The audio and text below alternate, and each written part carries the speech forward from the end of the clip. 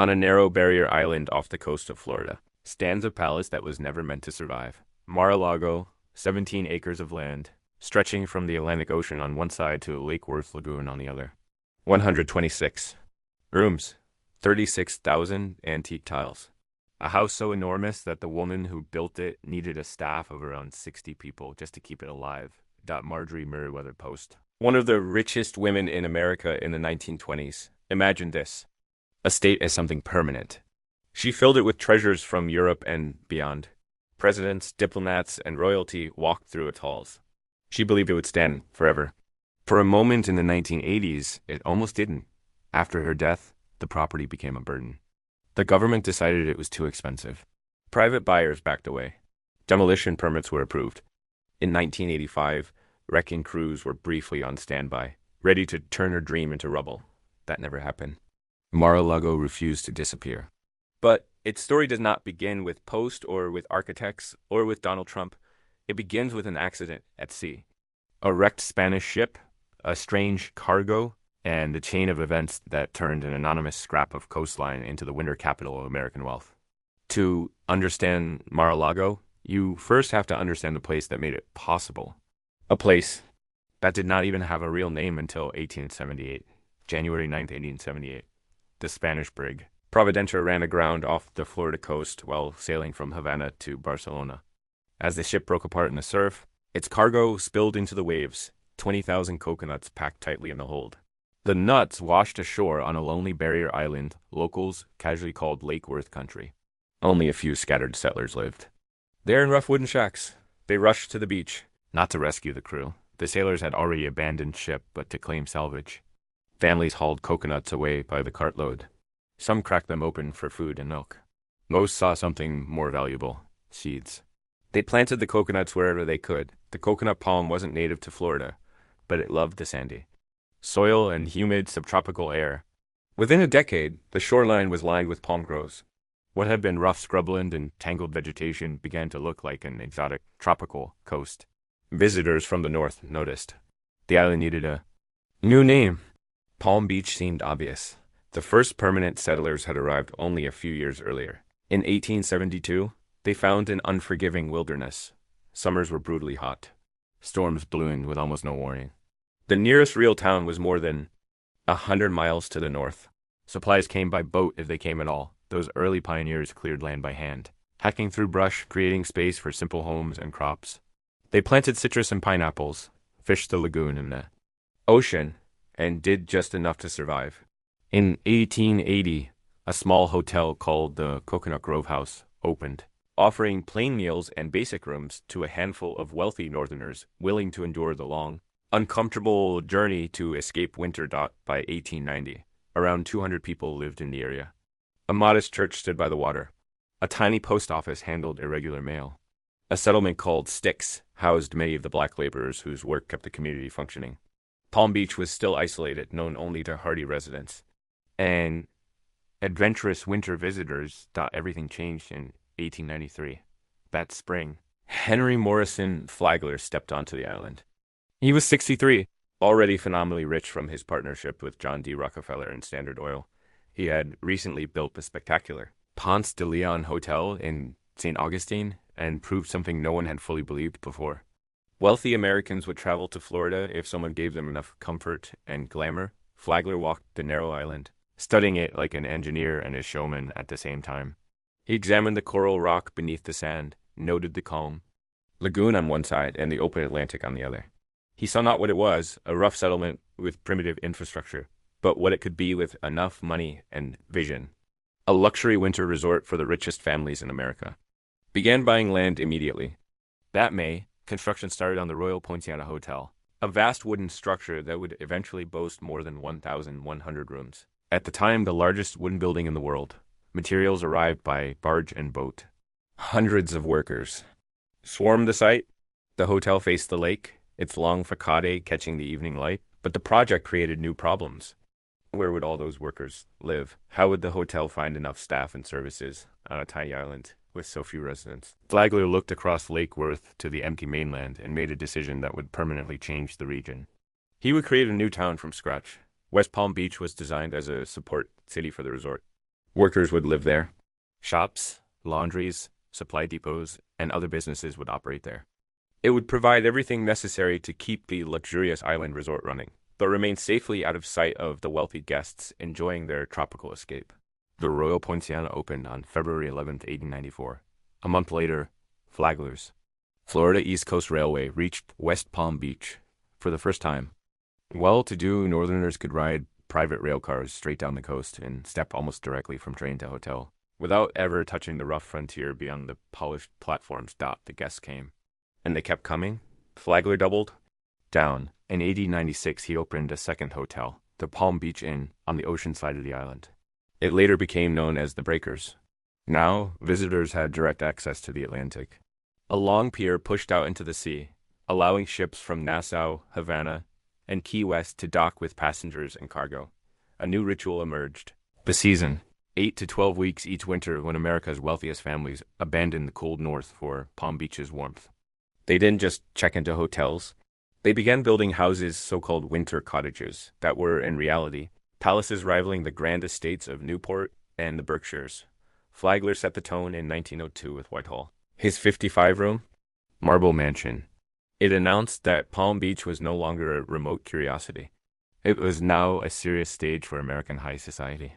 The town officially incorporated in 1911, giving its elite residents more control over their environment. They created private clubs with strict memberships, passed zoning rules, and quietly pushed out anyone who didn't fit their vision.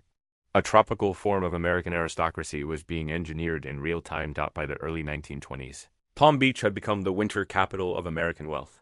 Architect Addison Misner filled the island with Mediterranean revival mansions. Worth Avenue drew high-end boutiques. The social calendar and season rivaled Fifth Avenue in Newport, just with palm trees instead of snow. The wilderness was gone. In its place stood the carefully curated paradise for those who could afford it. Private estates claimed every stretch of oceanfront. Hotels catered to guests who spent freely. Every inch of the island advertised wealth, ambition, and exclusivity. The island was ready for something even more dramatic. The infrastructure existed. The society had been built. The country's richest families had claimed their corners of the sand.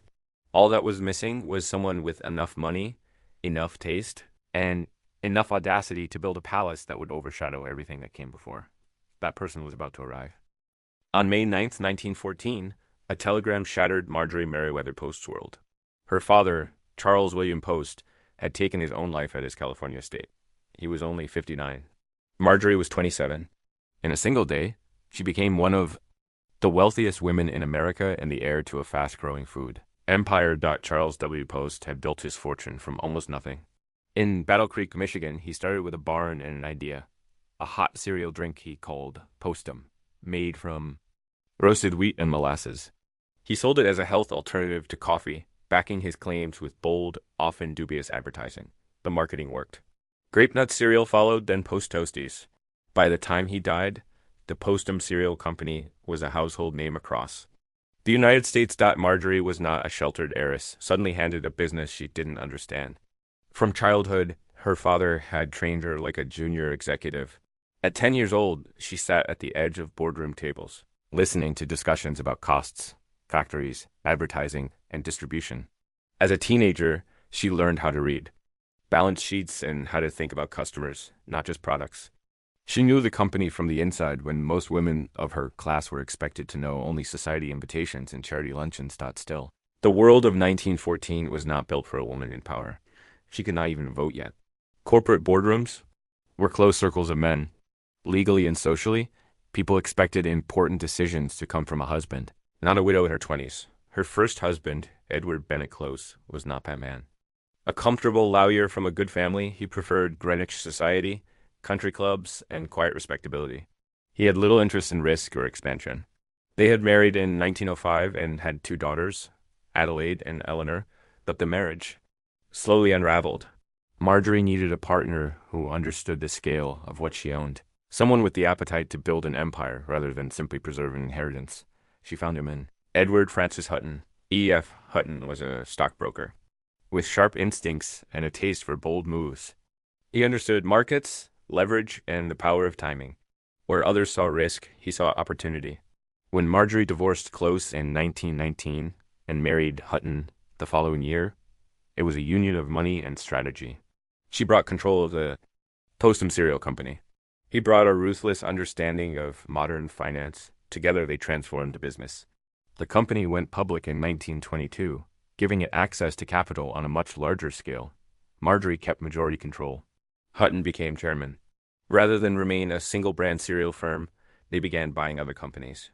Their reach spread from breakfast tables to kitchens across America. In 1925, they acquired Jell-O, the brightly colored gelatin dessert already popular in middle-class homes. In 1927, they added Walter Baker chocolate, tapping into a growing taste for baking and sweets. Maxwell House Coffee joined in 1928, giving the company a foothold in the nation's favorite morning ritual. Each acquisition was a piece of a bigger vision. A diversified food giant that supplied American families with staples from pantry to breakfast table to dessert plate. The Postum Cereal Company was becoming something far larger than its name suggested. The most important purchase, however, began not in a boardroom, but at CDOT in 1929. Marjorie and Hutton were on their yacht off the Massachusetts coast when the ship's cook served a goose that stunned them. It had been frozen solid for 6 months, yet tasted fresh. At the time, frozen food was synonymous with poor quality. Slow freezing formed ice crystals that ruined texture and flavor. No serious. Housewife trusted it. But this goose was different. The secret was Clarence Birdseye, an inventor who had developed a rapid freezing process that preserved food at the peak of freshness. Birdseye's company, General Seafoods, had the technology, but not the national reach. Hutton saw obstacles. Grocery stores would need expensive freezers. Consumers would have to be educated. A whole new supply chain would need to be built. It looked like a money pit. Marjorie saw the future. She remembered her mother spending endless hours canning food on their farm in Battle Creek. She knew how much labor went into preserving food for a family. If frozen food could truly save time and still taste good, American housewives would embrace it. She was certain of it. They bought General Seafoods for $22 million, a massive sum for the time. Postum Cereal Company needed a new identity to match its new reach. It became General Foods Corporation. With that one move, Marjorie stepped from being a cereal heiress into the role of a central figure in American food history by the early 1920s. She was not just rich. She was powerful. She owned a controlling stake in a corporation that reached into millions of homes. But raw power did not satisfy her alone. She loved beauty, art, and hospitality. She collected European antiques. She hosted elaborate dinners and charity events in her 54-room New York apartment. Her life was divided between board meetings and ballroom evenings. Every winter, she felt the pull in the South. Her first Florida house in Palm Beach was almost modest by her standards. A comfortable winter getaway, but too small for the kind of entertaining she imagined. She wanted something grander, something that matched her status and her taste. A winter home that would not just host parties, but define an era. Palm Beach was the obvious stage. By the 1920s, the island had become the seasonal capital of America's elite. The infrastructure Flagler had built was in place. Hotels, rail lines, service town, shops, and social clubs. The wealthy gathered there every season. If she wanted to build a palace that everyone would talk about, this was the place to do it. In 1923, Marjorie went looking for land. Palm Beach was small, and prime oceanfront plots were already claimed by other millionaires.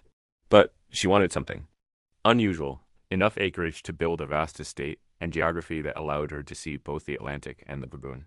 According to legend, she crawled through scrub and rough brush with her real estate agent, searching for raw land others had overlooked. Eventually, she found it.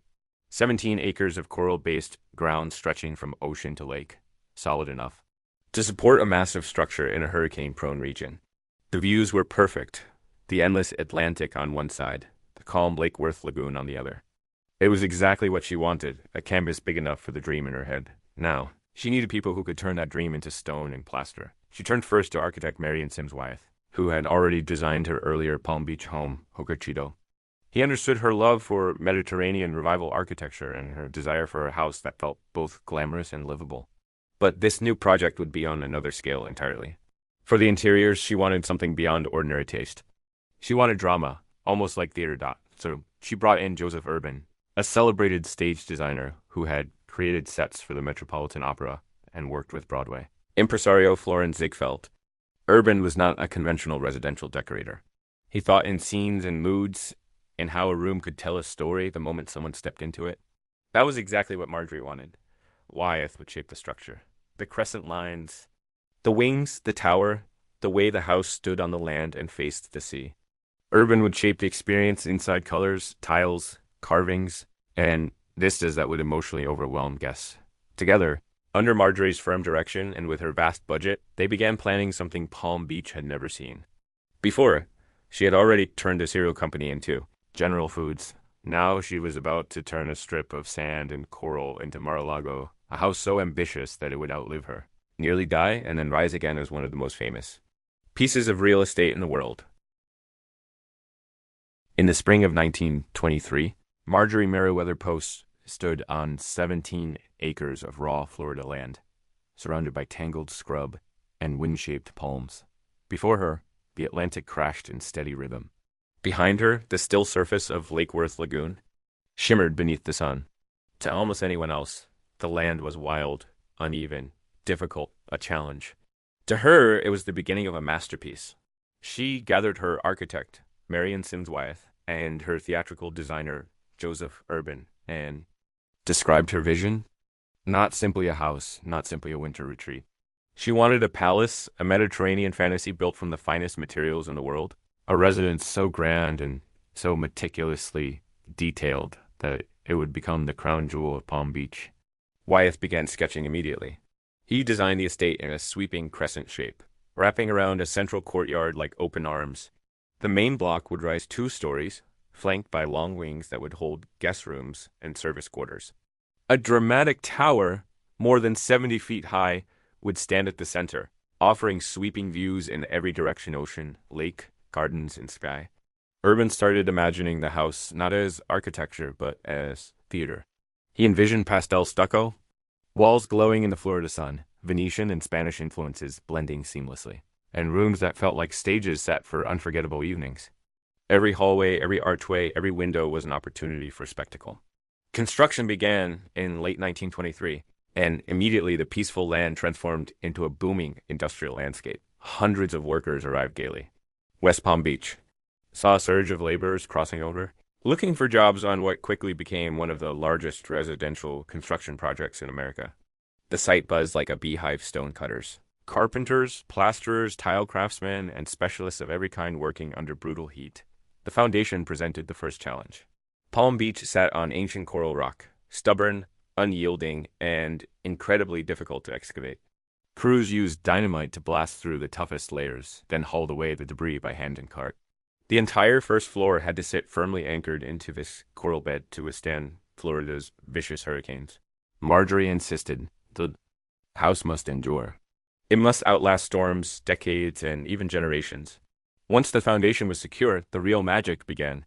Marjorie had given Joseph Urban complete freedom to select materials from anywhere in the world, and he did. 3 enormous shiploads of Dorian stone sailed from Genoa, Italy, across the Atlantic to Palm Beach. This fossil-rich limestone aged beautifully and quickly, gaining a natural weathered look that made a new structure seem centuries old.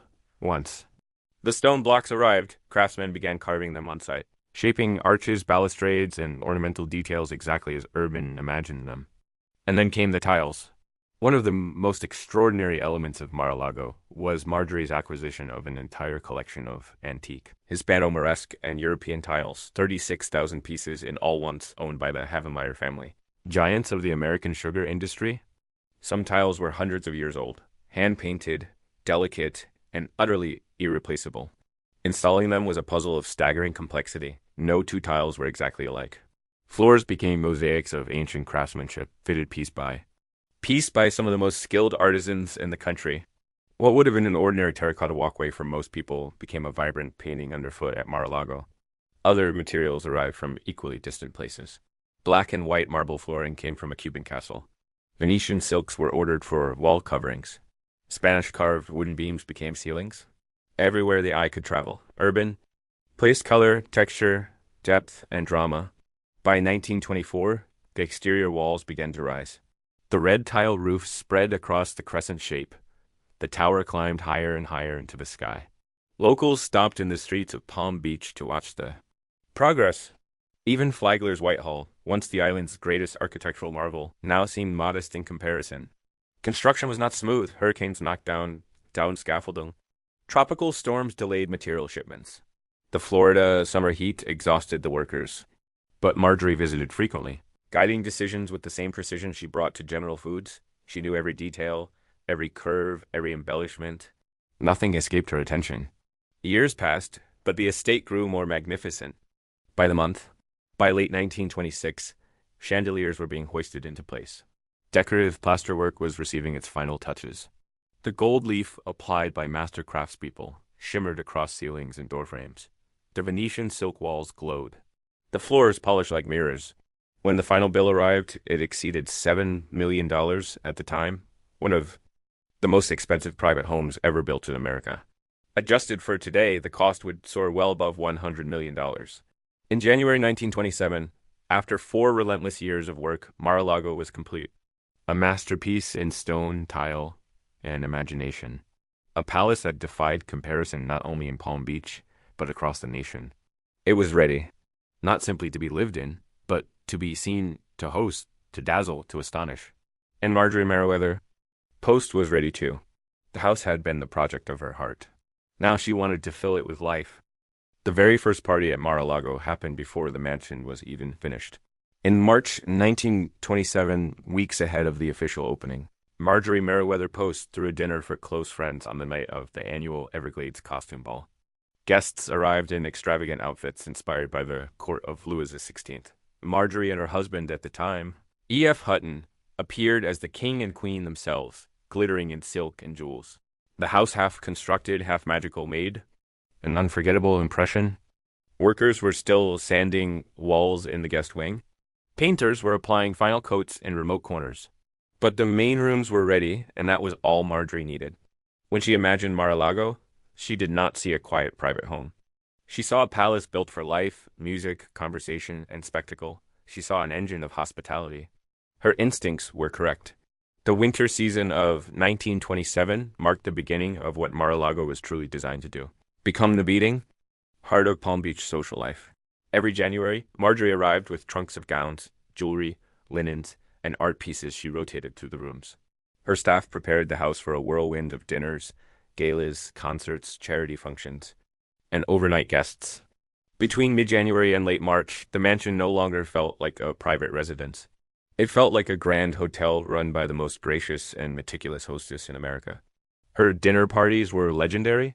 Some nights she invited 30 guests, other nights 50.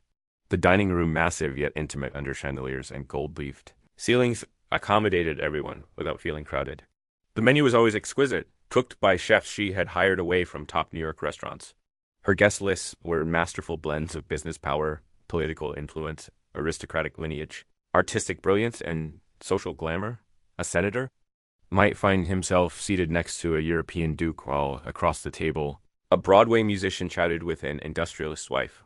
Marjorie believed genuinely interesting evenings happened when different worlds collided. She curated those collisions with precision, but she was not simply entertaining for pleasure. She understood something deeper. In the world of the 1920s, wealth alone was not enough. One had to demonstrate it tastefully, artfully, strategically, and nothing demonstrated status more effectively than the ability to host unforgettable gatherings inside a home as magnificent as Mar-a-Lago. Her events expanded far beyond private dinners. Charity galas became regular fixtures. Fundraisers for the American Red Cross and other organizations filled the ballroom. One year, she hired the Ringling Brothers and Barnum and Bailey Circus to perform on the grounds, inviting underprivileged children from West Palm Beach to attend alongside wealthy donors. Marjorie believed generosity mattered more when it was shared with those who rarely saw such brightness. Mar-a-Lago was designed to multitask. Its crescent shape allowed simultaneous events in different wings-formal dinners in one area, musical rehearsals in another, quiet conversations in private salons. Guest rooms meant visitors could stay for days, even weeks. The house functioned like a luxurious organism, every hallway, every staircase supporting Marjorie's vision of hospitality. Running this grand machine required an army. Chefs, butlers, servers, housekeepers, gardeners, groundskeepers, repair staff at the height of the season, dozens worked around the clock. Many lived on the estate in staff quarters. Others arrived each morning from West Palm Beach. Marjorie believed deeply in treating them well. She fed them the same quality food she served her guests, prepared in separate dining spaces. She paid competitive wages. She rewarded loyalty. She knew that content employees created flawless service, and flawless service was the soul of her entertaining. Mar-a-Lago was also her museum, though she never treated it like one. She filled the rooms with treasures gathered across Europe, Russia, and Asia. French 18th century furniture, Venetian glass, porcelain, tapestries, and even rare Russian imperial pieces acquired long before they would form the famous collection, displayed at her Hillwood estate in Washington. But unlike modern collectors who rope off rooms, Marjorie believed beautiful things were meant to be lived with. Guests sat on priceless chairs, ate from rare china, and touched history with their fingertips. This was her way of keeping the art alive. Yet behind the glitter and elegance, her personal life was changing. Her marriage to Hutton began to unravel. Their partnership in business did not translate into harmony at home. By the early 1930s, friends saw clear tension. In 1935, she divorced him and married Joseph E. Davies, a Washington lawyer with deep political ties. This new marriage took her far from Palm Beach. When Davies became U.S. ambassador to the Soviet Union in 1936, Marjorie followed him to Moscow. Mar-a-Lago, so carefully built, so energetically filled, went silent. For 5 winters it sat closed, its grand rooms waiting in stillness. During World War II, she opened the grounds to wounded servicemen for occupational therapy, letting the property serve as a place of healing. It was a gesture perfectly in line with her belief that wealth carried obligation. She returned in 1948, older, wiser, and still magnetic. The social world had changed, but Mar-a-Lago remained the centerpiece of the Palm Beach season. In 1957, she revived the International Red Cross Ball, which continued for decades as one of Florida's most important charity events. In 1961, she even built a pavilion specifically for square dancing, a democratic pastime she adored, despite her elite surroundings. Through it all, one truth remained. Marjorie Merriweather Post had built Mar-a-Lago not as a monument to herself, but as a living organism. A place meant to be filled with laughter, conversation, charity, music, connection, and life. For nearly 50 years, she kept it exactly that. Marjorie Merriweather Post may have built one of the grandest homes in Palm Beach, but her life was never confined to its walls. Her fortunes, marriages, and responsibilities carried her across continents, and none of those journeys was more unexpected or more defining than the years she spent as the wife of the U.S. ambassador to the Soviet Union. In December 1935, Marjorie married her third husband, Joseph E. Davies, a powerful Washington lawyer with influence stretching into the White House. Davies had known President Franklin D. Roosevelt for years, and when Roosevelt needed someone politically steady and personally loyal for a difficult diplomatic post, he turned to him. In the summer of 1936, as tensions in Europe thickened and Stalin tightened his grip on the Soviet Union, Roosevelt asked Davies a simple but loaded question. Would you consider serving as ambassador to Russia? Davies said yes. 2 months later, Marjorie and her family boarded an ocean liner, leaving behind the soft winter breezes of Palm Beach for the cold, shadowed uncertainty of Moscow. A life under surveillance, they arrived in early 1937 and moved into Spaso House, the official American ambassador's residence. It was a grand mansion, but grandeur offered no comfort in Stalin's Russia. The air was thick with suspicion. Political purges were sweeping the nation. Show trials filled the newspapers. Informants reported on their neighbors. No one trusted anyone. Spaso House itself was wired with listening devices. The staff, cooks, maids, butlers, reported directly to Soviet intelligence. The American ambassador's home was, in effect, an elegant cage. And yet, within that cage, Marjorie went to work. Diplomacy through hospitality. Marjorie understood something that diplomats and politicians sometimes forgot. People open up when they are fed well, treated kindly, and made to feel respected. Even in the heart of Stalin's empire, she believed hospitality could build bridges. She transformed Spaso House into a stage for American diplomacy. She planned dinners with almost scientific precision, menus, seating arrangements, floral displays, matching of porcelain and silver, the subtle placement of American-made foods, General Foods products. Naturally, so Soviet officials would taste a little piece of the world outside their borders. At the table, Soviet ministers, military officers, foreign envoys, and American officials talked more freely than they did across negotiation desks. The warmth she created softened the edges of ideology, even if only briefly. Those dinners mattered. The U.S. and the Soviet Union had formal diplomatic relations for barely 3 years when the Davises arrived. Tension was constant. Missteps could have severed ties. Marjorie helped keep those ties intact. A treasure trove in turmoil, while Davies worked on negotiations, Marjorie discovered a world of art unlike anything in America. Stalin's government, desperate for foreign currency, had begun selling royal and aristocratic treasures confiscated after the revolution. Imperial porcelain, religious icons, palace furniture, even the legendary Fabergé eggs were quietly offered to diplomats and collectors who paid in hard cash. Many saw these objects as relics of a corrupt past. Marjorie saw irreplaceable works of human creativity. She began collecting with a clear sense of purpose, not only aesthetic pleasure, but preservation. She purchased icons rescued from shuttered churches, portraits of Russian empresses, enamel boxes, chandeliers, silver chalices, and astonishing Fabergé masterpieces. She bought furniture from the Winter Palace and objects once owned by the Romanovs. With each acquisition, she saved a piece of history that might otherwise have vanished into black markets or been destroyed outright. Her Russian collection eventually became one of the greatest outside Russia itself. Today, it forms the centerpiece of Hillwood Estate in Washington, D.C., where the public can see the treasures she rescued from a collapsing empire. War, departure, and legacy in 1938, the political winds shifted. Davies was reassigned to Belgium as Europe edged toward war. Marjorie followed him, carrying with her some of the art she had collected and the memories of a Moscow, unlike anything she had ever imagined. In 1939, World War II erupted and reshaped global politics forever. Davies later wrote a best-selling book, Mission to Moscow, about their time in the Soviet Union.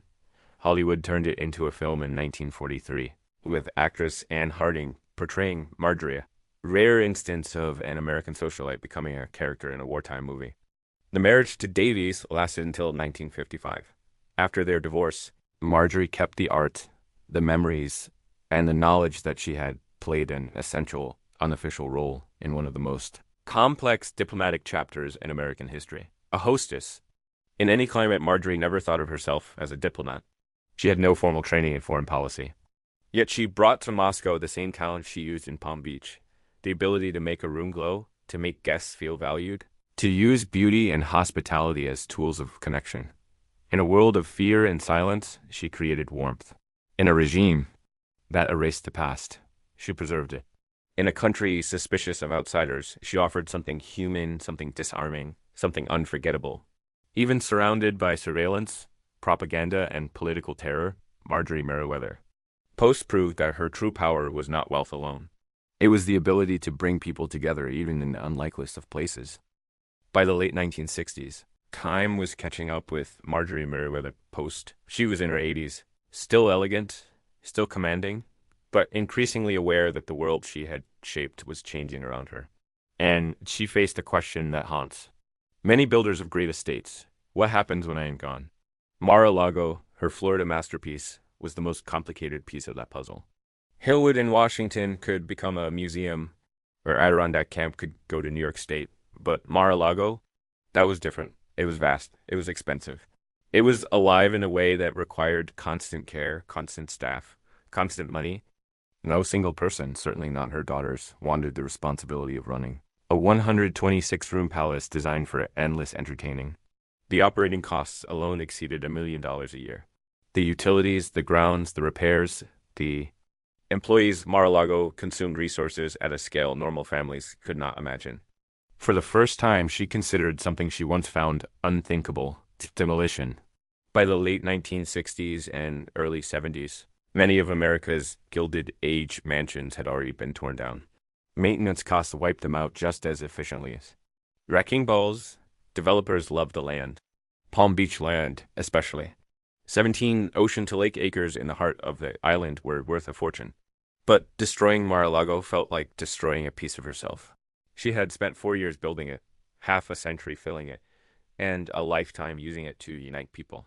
Letting it vanish into dust and rubble was a thought she couldn't bear. Then a new idea formed, bold, patriotic, and deeply symbolic. Why not give Mar-a-Lago to the nation?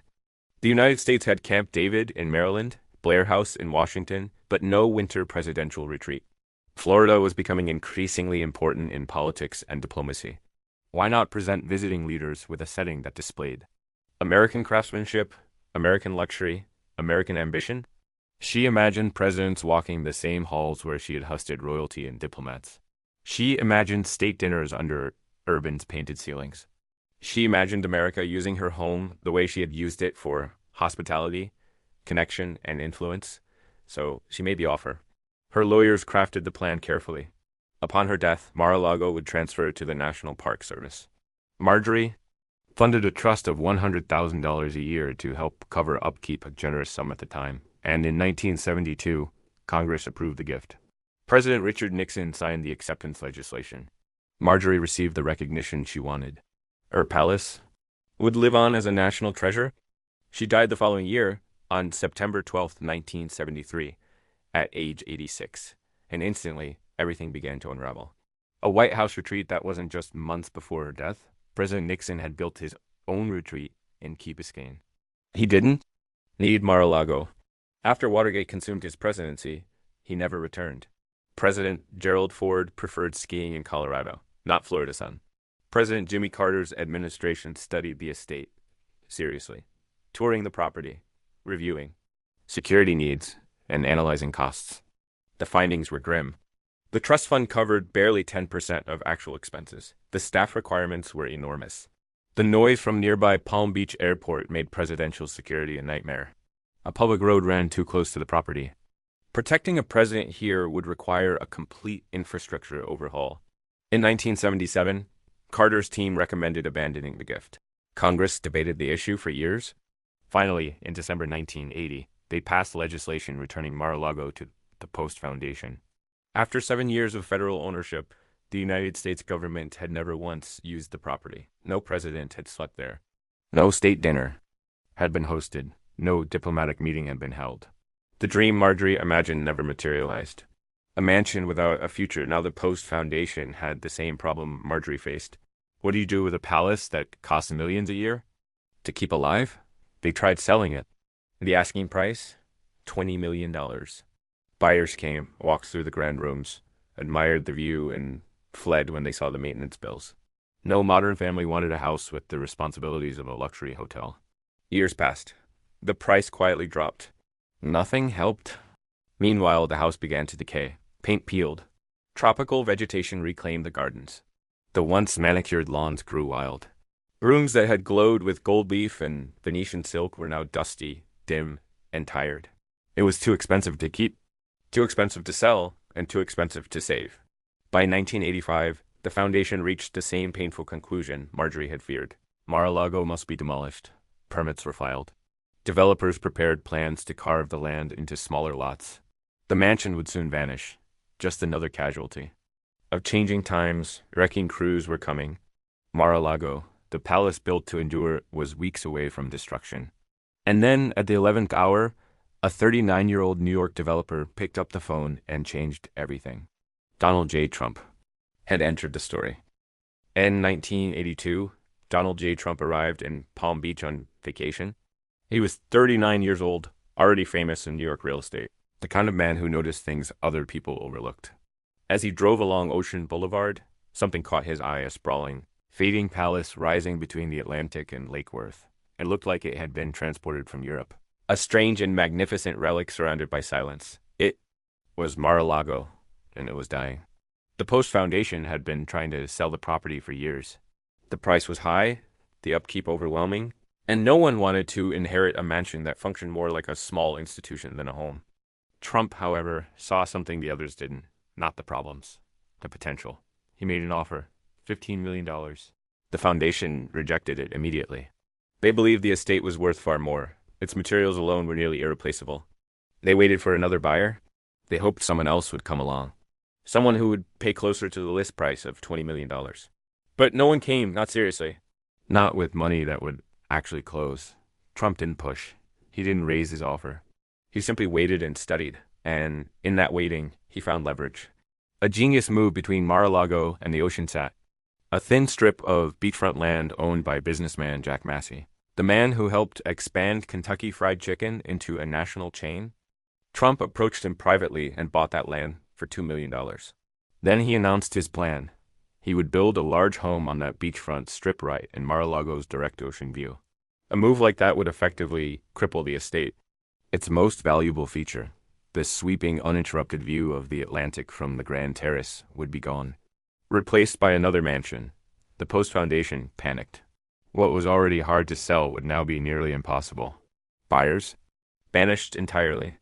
Who would pay millions for a historic palace with its most iconic view blocked by a spite house? The foundation returned to the negotiation table. This time, Trump did not budge. The deal of the century. Trump understood something crucial. Mar-a-Lago's value wasn't just in the land. It was in everything inside the mansion. Furniture, oriental carpets, ceramics, art pieces, and antiques collected by Marjorie Merriweather Post over 50 years still filled the rooms. Independent appraisers valued the contents alone at nearly $8 million. And that was just what could be counted. The sentimental, historical, and architectural value was beyond calculation. In December 1985, after months of tense, quiet negotiations, a deal was finally struck. Depending on which source one believes, Trump paid somewhere between $8 million and $10 million total, including the $2 million beach parcel he already owned. In his autobiography, Trump claimed it was $5 million for the estate, $3 million for the furnishings. Newspapers reported various numbers, but all agreed on one point. Trump acquired Mar-a-Lago for roughly half its asking price and far below its intrinsic value. It was one of the shrewdest bargains in American real estate history. Bringing the palace back to life, Mar-a-Lago was in rough shape when Trump took possession. Ceilings had faded. Murals had dulled. Tiles had cracked. Gardens had grown wild. Air and salt had eaten at the walls. Trump put his wife, Ivana, in charge of restoration. Contractors swarmed the property. Roofs were repaired. Mechanical systems replaced. Every major room was refreshed, cleaned, repainted, or structurally revived. The grounds were cleared and replanted. It cost millions. It took months. It required enormous skill. But slowly, Mar-a-Lago woke up again. Trump invited business associates, celebrities, and friends to tour the revived mansion. People walked through rooms that had once hosted royalty and ambassadors, now glittering again with the same spirit Marjorie had once cultivated. The estate was alive. It was glamorous. It was Trump's, and he had paid almost nothing for it compared to its true worth. The turning point, by acquiring Mar-a-Lago, Trump did something no government agency, no wealthy heir, no Palm Beach developer had been able to do. He found a way to save the estate by seeing opportunity where everyone else saw burden. But this victory came with a new problem and a new chapter in the story of the mansion. Because soon the estate that nearly bankrupted its previous owners would begin to bankrupt Trump, at least on paper. Mar-a-Lago cost millions per year to maintain. The recession of the early 1990s hit Trump hard. His casinos began losing money. Creditors began closing in. Mar-a-Lago was beautiful, but beauty alone didn't pay bills. Trump needed a solution. He needed a way to transform a financial liability into a profitable asset. He needed a new vision, one bold enough to match the house itself. He found it. And the next chapter of Mar-a-Lago would begin with a word Marjorie Post never imagined. Club. By the early 1990s, Donald Trump found himself in a financial crisis. The empire he had built through the 1980s casinos. Hotels, airlines, skyscrapers was cracking under debt. The real estate market had weakened. His Atlantic City properties were bleeding money. Banks that once celebrated him now questioned his survival. And in the middle of all this stood Mar-a-Lago, magnificent, historic, unmanageable. It cost over $3 million a year to maintain. Staff salaries, repairs, food service, landscaping, utilities. Mar-a-Lago burned money even when empty. As Trump's income tightened, the mansion became a financial anchor pulling him down. He needed an escape plan. The first attempt, divide and sell. Trump approached the Palm Beach Town Council with a bold idea. He wanted to split Mar-a-Lago into smaller residential lots and sell them individually. Keep the main mansion for himself, but carve up the surrounding. Land for million-dollar homes. The town immediately rejected the proposal. Palm Beach residents valued exclusivity. They valued calm. They valued history. They did not want construction, new neighbors, or a cluster of houses replacing the lawns of Mar-a-Lago. Nor did they want to reward Trump for pushing zoning boundaries. The message was clear: find another solution. Trump walked out of that meeting with a problem and opportunity. If he couldn't sell pieces of Mar-a-Lago, he needed to find a way to make the entire estate profitable. He found his answer: turn it into a club. Reinventing a palace in 1993. After long negotiations, Trump and town officials reached a compromise. He would be allowed to convert Mar-a-Lago into a private members club, but he had to preserve its historic character. This was a breakthrough. The Mar-a-Lago Club opened in 1995. Initiation fee, $25,000, soon to skyrocket. Annual dues, several $1,000s. Members received access to the lavish pool and cabanas, beautifully renovated tennis courts, private dining rooms, spa, and beach access event spaces, unlike any in America, word spread quickly. Membership applications surged. By the end of the decade, Mar-a-Lago had become the most prestigious club in Palm Beach, not just because of luxury, but because it represented something different from the old guard. Breaking the social mold, Palm Beach society was famously exclusive. Certain clubs, long protected by unspoken rules, quietly turned away. Jewish families, African American professionals, gay couples' applications were lost or delayed. Waiting lists never ended. Discrimination lived in shadows, but everyone knew it existed. Trump took the opposite approach. He opened Mar-a-Lago to everyone. Jewish members were welcomed. Black members were welcomed. Gay couples were welcomed. He didn't just oppose the old system, he shattered it. Some people thought he was motivated by profit, not principle. Others believed he genuinely hated the double standards of Palm Beach's elite circles. Whatever the reason, he changed the social landscape of the island forever. It caused friction. Longtime residents accused him of disrupting tradition. Trump fired back with lawsuits, accusing rival clubs and the town of discriminatory double standards. The Anti-Defamation League publicly praised him for challenging Palm Beach's discriminatory norms. Trump won the battles. Membership exploded. Initiation fees rose dramatically. Wealthy families who had been excluded elsewhere now had a home. Mar-a-Lago was no longer just a mansion. It was a movement, a social powerhouse. By the late 1990s. Mar-a-Lago was thriving. Celebrities performed at the estate. Celine Dion, Billy Joel, and others headlined member galas. Society events returned in glory. The International Red Cross Ball, founded by Marjorie Merriweather Post decades earlier, continued under Trump's ownership, maintaining its status as one of Florida's most important charity events. Weddings, fundraisers, political dinners, massive galas. Mar-a-Lago became the beating heart of Palm Beach society. Once again, Trump kept a private wing for himself and his family. The rest of the estate hummed with activity, energy, and wealth. The mansion that almost collapsed under its own size now functioned like a luxury resort with social influence that reached far beyond Florida. And financially, it worked. Mar-a-Lago no longer drained Trump, it sustained him. The vision fulfilled. Marjorie Merriweather Post had built Mar-a-Lago as a palace for entertaining, a home filled with music, conversation, and elegance. After her death, it nearly vanished. But Trump, whatever his controversies, gave the house what it needed: a purpose, a structure, a future. He transformed it into something that was both a business and a symbol of American ambition. The club succeeded where the federal government, philanthropists, and wealthy foundations had failed. Mar-a-Lago was alive again, not as a museum, not as a relic, but as a vibrant, glamorous, modern institution.